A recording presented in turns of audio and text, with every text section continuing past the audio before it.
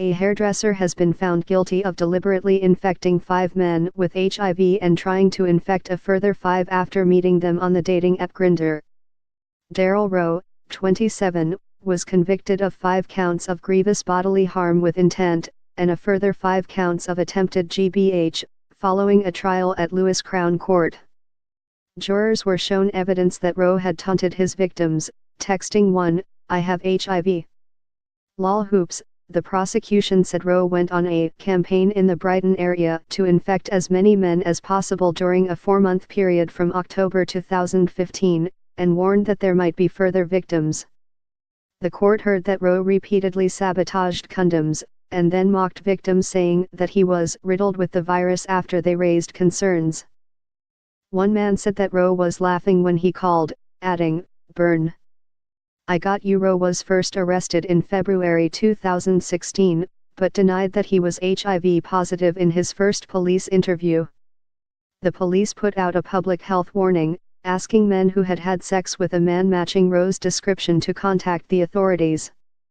Rowe then went on the run in November 2016, targeting 2 more men in the Northeast while using a fake name.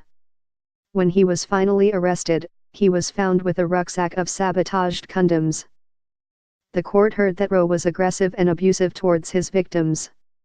In one incident, Rowe told an AIDS and HIV charity worker, who was diagnosed after they were involved, that moaning would not cure him.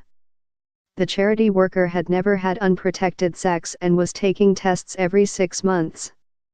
He described the news of his diagnosis as like being hit by a bus, adding, "You feel like your life is over. You feel like you should go to a high place and jump." One victim said that he had believed that Rowe was his boyfriend, but that the hairdresser had become increasingly abusive and possessive over the course of the relationship. Rowe looked after him when the younger man was first diagnosed, but sent abusive messages after they broke up, including, "You're AF psychopath, you're afraid of your own shadow. I can do much better than you. I'm way, way out of your league." Another text said, "No one will ever love you."